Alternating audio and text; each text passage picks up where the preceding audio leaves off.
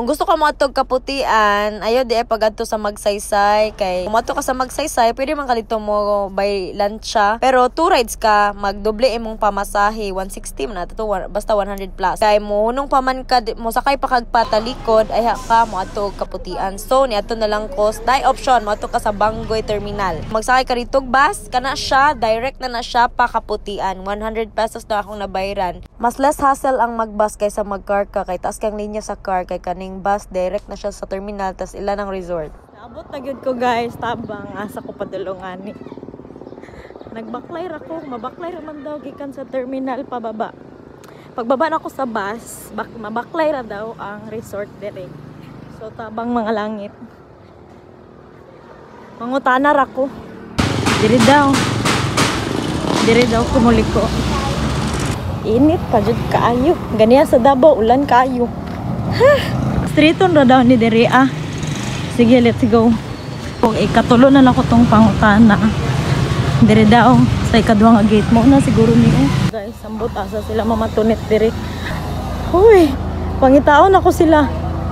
Mag-chat sa guys, naabot na ko. Ako ang problema, asa sila dire up tindagan ng cottage. Nananay ko sa sulod. Unyang silbet gibigilabyan ra ko day. Tawon ka na ba? Wala yun ko kakontak man nasa envelope. Kagwapo diri uy. Kasi nakakasama mo na ang mga angel, ang Saint Michael, ang mga angelus.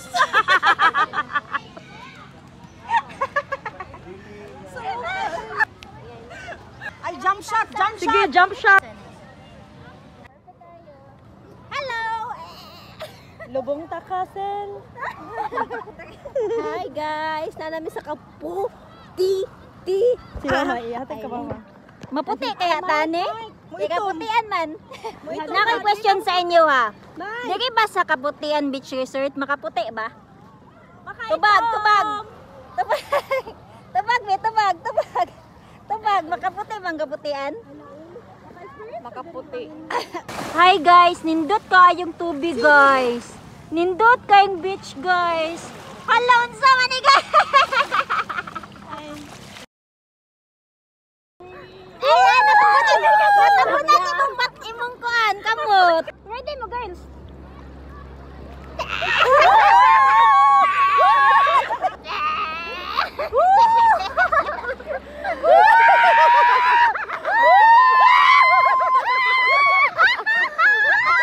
Musakay ka na ma.